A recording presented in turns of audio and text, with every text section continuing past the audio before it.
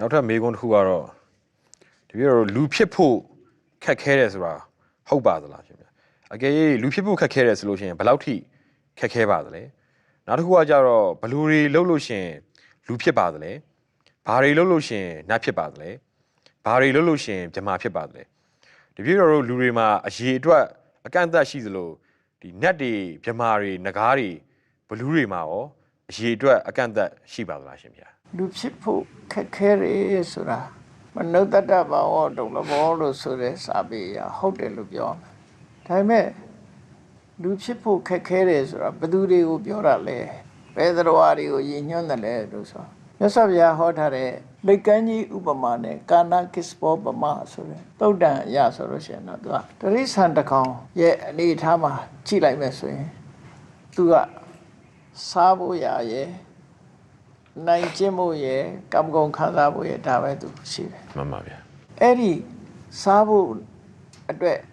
တဏှာလောဘဖြစ်နေတယ်ရံပြူတာကိုယ်လာရံပြူတာတို့အဲ့ဒါတွေနဲ့အမြဲတမ်းကြုံနေရတော့သူဒေါသနဲ့အမြဲတမ်းရှိနေကြောက်တာလဲဒေါသပဲဥပမာချင်းသေးကကျွဲတွေကြိုက်တဲ့ဆိုရင်ကျွဲကိုဖမ်းတယ်ဆိုရင်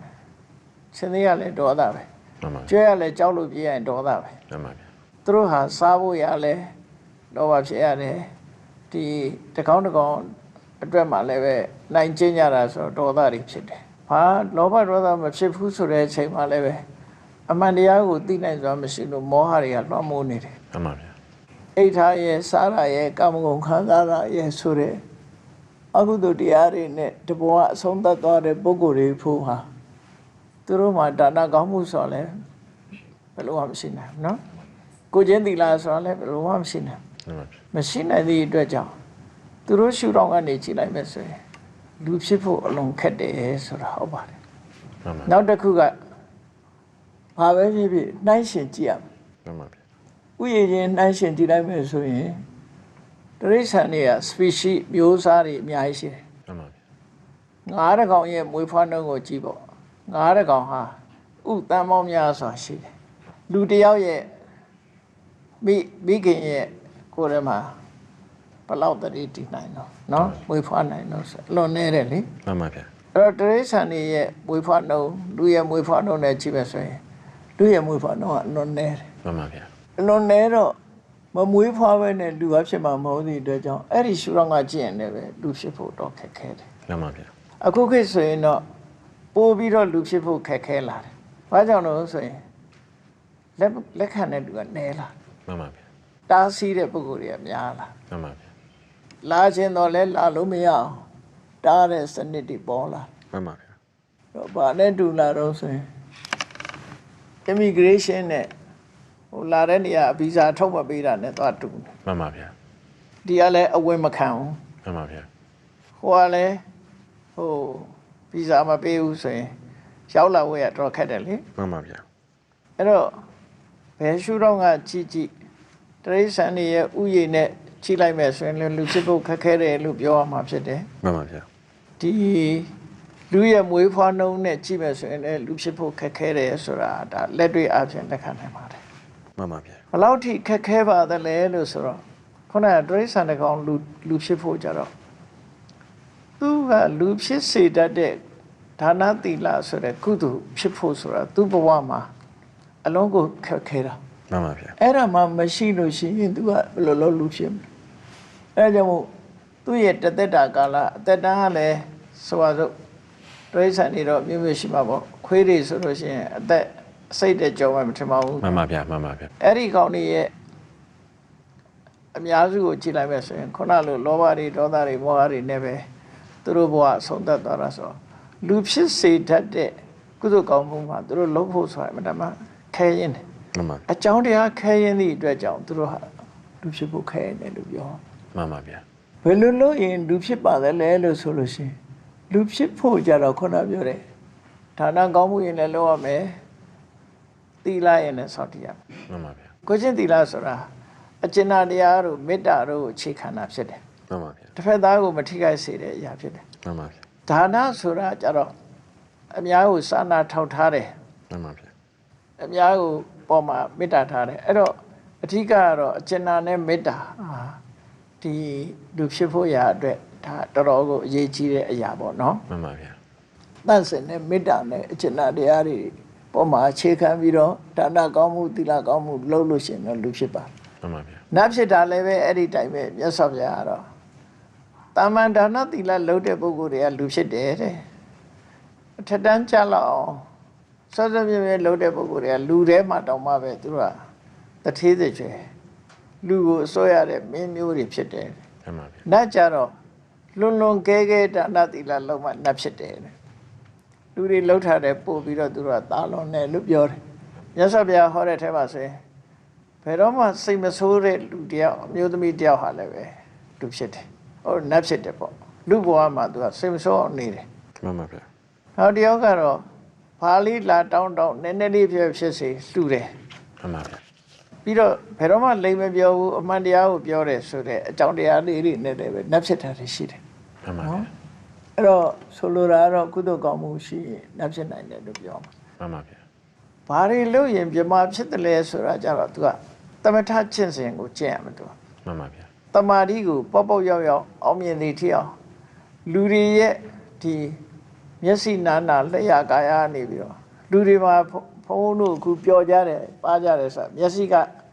နှစ်သက်စရာအာယုံကိုကြည့်ပြီးပြောတယ် မှန်ပါဗျာ နားကตายရတဲ့အတန်ကိုနားထောင်ပြီးပြောတယ်ဟုတ်တ မှ ယ် န်ပါဗျာမှန်ပါဗျာ နှာခေါင်းကဝှေ့ကြိုက်တဲ့အနံကိုနားရှုပြီးပြောတယ်လျှာက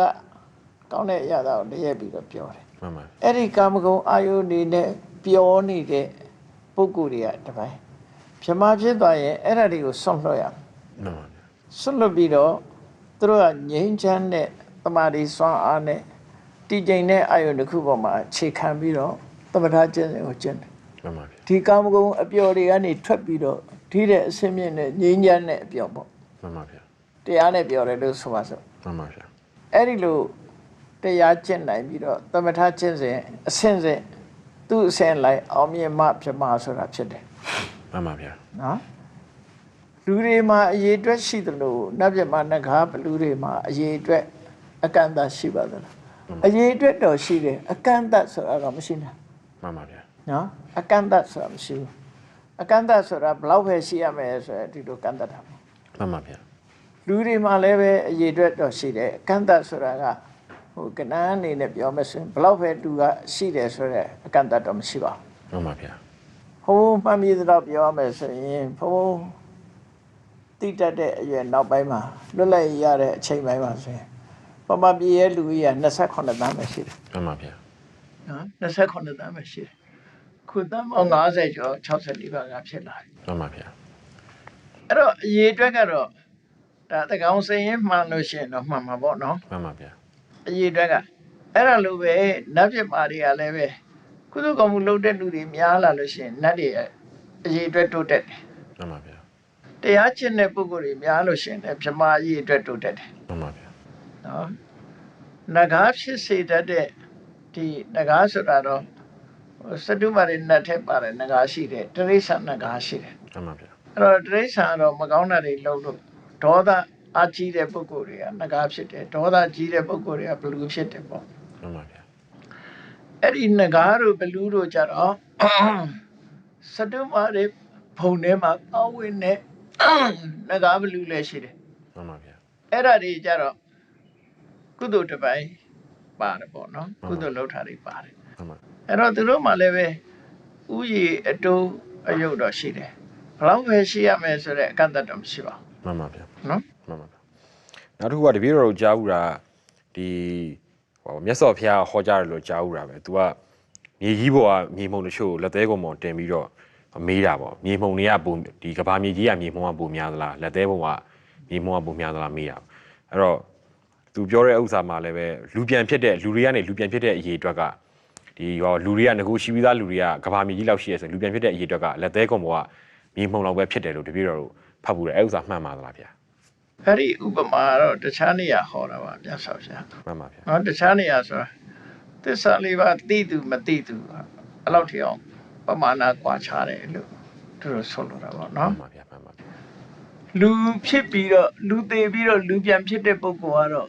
ကမ္ဘာလောကကြီးမှာဒီခလုတ်ကသင်းခြိုင်ခြင်းတွေနဲ့မตายရတဲ့တောတောင် ဒီနဲ့တာယာတဲ့ပန်းဥယျာဉ်နေနဲ့ဘယ်အများသလဲဆိုတဲ့ဥပမာနဲ့ပဲဖျားဟောတယ် မှန်ပါဗျာ နော်အဲ့တော့တောတောင်တွေကတာယာတဲ့နေရာအမှန်တမ်းနေပြီးမတာယာတဲ့နေရာအလူသွားလို့ဝင်လို့မရတော့ရှုပ်ထွေးတဲ့နေရာတွေကများတယ်ပေါ့နော်ဥယျာဉ်နေနဲ့ဗိမာန်နေနဲ့တာယာတဲ့နေရာကနည်းတယ်ပေါ့ မှန်ပါဗျာ နောက်ပြီးတော့သစ္စာလေးပါးသိသူမသိသူဟိုလည်းပဲအဲ့မြေကြီးပေါ်မှာတင်ပြီးတော့မြတ်စွာဘုရားလက်သေးပေါ်မှာတင်ပြီးတော့နခတိခတုတ်လို့ခေါ်တယ် မှန်ပါဗျာ အဲ့ဒီတုတ်တံမှာအဲ့လိုလူဝိရနဲ့ပတ်သက်ပြီးခေါ်တာတော့အဲ့လိုခေါ်တာမဟုတ် မှန်ပါဗျာ ကန္နကိစ္စဘောပေါ်မှာတုတ်မှာ တင်ပါဗျာ လိတ်ကန်းကြီးတစ်ကောင်ဟာလိတ်ဆိုတဲ့အကောင်ကပင်လယ်ထဲမှာပင်လယ်လိတ်ပေါ့နော် မှန်ပါဗျာ ပင်လယ်ထဲမှာကျမ်းမြေအောင်မှာရှောက်သွားနေနှစ်ပေါင်း100ကြာမှပင်လယ်ရေမျက်နှာပေါ်တက်ပြီးတော့အသက်ရှူတယ် မှန်ပါဗျာ အနှစ်100မှအသက်ရှူတယ်အဲ့ဒီမှာပင်လယ်ထဲမှာလှိုင်းပုတ်လို့မျောနေတဲ့တဘိုးကြီးကအပေါက်တစ်ပေါက်ထဲပါတယ်အပေါက်တစ်ပေါက်ထဲပါတဲ့တဘိုးကြီးနဲ့ခုနလေကြီးကခေါင်းပြူလိုက်တဲ့ပင်လယ်ပေါ်မှာခေါင်းပြူလိုက်တဲ့အချိန်လေးမှာသူ့ခေါင်းနဲ့ဒီတဘိုးသားတော်ကြီးရဲ့အပေါက်နဲ့အကြဆွတ်ပြီးဖို့ဆိုတာလုံးဝမဖြစ်နိုင်တော့ခက်ခဲတယ်ပေါ့နော်အဲ့တော့တရိษံဘဝရောက်သွားတဲ့တရိษံတကောင်ဟာလူဖြစ်ဖို့ခဲနေလို့အဲ့လိုခေါ်တယ်အဲ့ဒါ မှန်ပါဗျာတင်ပါဗျာ အဲ့ဒီပုံစံနဲ့ခေါ်တာနော် တင်ပါဗျာနောက်ထပ်မေးခွန်းတစ်ခုကတော့နတ်တွေနဲ့ဂျမာတွေနဲ့ကဘလို့တကိုးရှိပါလဲရှင်ဗျာဘာတွေရောကွာခြားမှုရှိပါလဲရှင်ဗျာနတ်နဲ့ဂျမာနဲ့ နတ်နဲ့ပြမတွေကအကြောင်းတရားလုပ်ကြတာချင်းဆိုရင်နတ်ကဒါနနဲ့သီလပဲလုပ်တယ် မှန်ပါဗျာ ပြမကြတော့သမထချင်းစဉ်ဘာဝနာကုသိုလ်ထီအောင်ဆိုတော့ မှန်ပါဗျာ သူကအသက်ပိုးရှည်တယ်နော်ဘဝမှာအသက်ပိုးရှည်တယ်နတ်တွေတဲ့စာပေါင်းများစွာအသက်ရှည်တယ်ကဘာချီပြီးတော့အသက်ရှည်တယ် မှန်ပါဗျာ ပြီးတော့အစွမ်းတကိုးကြတော့လေနတ်တွေတဲ့ပို့ပြီးတော့အစွမ်းတကိုးကြီးတယ် မှန်ပါဗျာ ကြီးတယ်ဆိုတာသူ့ရဲ့အရှိန်ဟောတောက်ပမှုကနတ်တွေတဲ့အဲဆိုတာလုံးနေပေါ့ မှန်ပါဗျာ အဲ့တော့တကူလို့ဆိုဒီမှာသူတို့ရဲ့စွမ်းဆောင်မှုကိုပြောတာ မှန်ပါဗျာ စွမ်းဆောင်မှုကိုပြောတာ မှန်ပါဗျာ အဲ့တော့သူတို့ကုသိုလ်ကောင်းမှုကလည်းပဲကြွားချသည့်အတွက်ကြောင့်နတ်တွေရဲ့အစင်လာမှုလှပတဲ့အာယုန်တွေတွေ့ရှိရမှုဒီအတန်တွေကြားရမှုအနံ့တွေရှူရမှုအရသာခံစားရမှုအထီးတွေကောင်းမှုနောက်တစ်ခါဒီအသက်ရှိမှုခွန်အားရှိမှုချမ်းသာမှုစွမ်းကိုဒီရှိရအာယုအနဒုက္ခပလပေါ့နော် မှန်ပါဗျာ အဓိပတိယလို့ဆိုရဲအစိုးရမှုအဲ့ဒီအတိုင်းတာတွေကများစွာကွာခြားကြတယ် မှန်ပါဗျာ ဥပမာမဲ့လူချင်းပြောရမယ်ဆိုလို့ရှိရင်ပတ်စံရှိတဲ့လူနဲ့မရှိတဲ့လူဟာဘာကွာခြားလဲအဲ့ဒါလေအလုပ်တစ်ခုလုပ်တာကိုစွမ်းတကူလို့ပဲခေါ်တာပဲ မှန်ပါဗျာ ပတ်စံရှိတဲ့လူကဟုတ်လားကိုချမ်းသာအောင်နေနိုင်တယ် မှန်ပါဗျာ ဟိုစီးတဲ့ရင်ပဲဖြစ်စေနေထိုင်တာပဲဖြစ်စေပတ်စံရှိတဲ့လူကအားလုံးဘယ်တော့မှချမ်းသာတယ် မှန်ပါ အကုန်လုံးနိုင်တယ်ပတ်စံမရှိတဲ့လူကအဲ့ဒါတွေအတွက်သူခက်ခဲတယ် မှန်ပါဗျာ အဲကြောင့်နတ်နဲ့ပြမနဲ့ရလည်းပဲစွမ်းကိုချင်းမတူကြဘူးပေါ့နော် မှန်ပါ စွမ်းကိုချင်းမတူဘူးအချိန်ဝါချင်းနေတဲ့ထိုင်တဲ့အဆင့်တန်းချင်းနဲ့မတူဘူးဆဲသားနဲ့ချမ်းသာကြွယ်ဝတဲ့ပုဂ္ဂိုလ်ကနေထိုင်ရတာအဆင့်တန်းချင်းမတူဘူးစားသောက်ရတဲ့အဆင့်တန်းမတူဘူး အဲ့တော့နတ်တွေမှာကြတော့နတ်အထီးတို့နတ်သမီးတို့ရှိပြီးတော့ဂျမာတွေမှာကြတော့ဂျမာအမျိုးသားအမျိုးသမီးကွဲပါလားရှင် အမျိုးသားအမျိုးသမီးခွဲခြားမှုဟာသူက sense pleasure နဲ့သက်ဆိုင်သွားတယ်သူက မှန်ပါဗျာ အမျိုးသားကအမျိုးသားချင်းကြည့်နေရရင်တိတ်ပြီးတော့ဟိုရမယ်ကိုယ်နဲ့မတူတဲ့အရာကိုသူကကြည့်ရမှာမျက်စိက မှန်ပါဗျာ အတန်လည်းတူတူပဲအမျိုးသမီးအတန်အနံ့လည်းပဲတူတူပဲအရသာအထီးတွေ့ဆိုတာမတူကွဲပြားတဲ့ sense of pleasure တွေရှိတယ် မှန်ပါဗျာ ပြမာရီကျတော့အဲ့ဒါတွေကိုဖယ်ရှားပြီးမှသူတို့ကဇန်တရားကိုရနိုင်တာ မှန်ပါဗျာ ဆိုတော့ဟိုဘက်ကန်းသွားခြင်းလို့ရှိရင်ဒီဘက်ကန်းကိုလက်ဆွမ်းရမယ် မှန်ပါဗျာ ဒီဘက်ကန်းခွာရမယ် မှန်ပါဗျာ ပြမာဖြစ်ဖို့ဆိုတာဒီအဲ့ဒီကာမဂုဏ်အာယုန်တွေကိုခွာရမယ်သူက မှန်ပါမှန်ပါဗျာ မျက်စိကနေကြည့်ပြီးတွေ့တာမှုတွေနာအဲ့ဒါတွေအကုန်လုံးလွှတ်ရတယ်သူကစိတ်တစ်ခုတည်းကနေပြီးအာယုန်တစ်ခုပေါ်မှာတည်ငြိမ်အောင်ကြိုးစားတာစင်တန်းတာกว่าသွားကြတယ်ဒါကြောင့်မို့လို့ပြမပြေရောက်တဲ့အခါမှာသူကကာမဂုဏ်အာယုန်ခံစားဖို့ဆိုတာမဟုတ်တော့ပဲနဲ့နှလုံးသားထဲမှာတည်ငြိမ်အေးချမ်းမှုအဓိကထားတာဖြစ်လို့ပြမမှာအဖို့မှမရှိဘူး မှန်ပါဗျာ နတ်တွေကြတော့ကာမဂုဏ်အာယုန်ခံစားတာဖြစ်သောကြောင့်သူတို့မှာအဖို့မှရှိနေတယ် တင်ပါဗျာ အဖိုးကလည်းအမနဲ့မှပြောတယ်အမကလည်းအဖိုးနဲ့မှပြောတယ် တင်ပါဗျာ ဒါမှပြည့်စုံတယ်လို့ဖြစ်တာပေါ့ မှန်ပါဗျာ နော် မှန်ပါဗျာ ဟိုကြတော့သူကအဲ့ဒီကာမဂုဏ်အာယုန်တွေကိုခွာပြီးမှရတဲ့နေရာဖယ်ရှားပြီးမှရတဲ့နေရာဆိုတော့သူတို့မှာအဖို့မှမဖြစ်တော့ မှန်ပါဗျာတင်ပါဗြဟ္မာဘုံထဲမှာ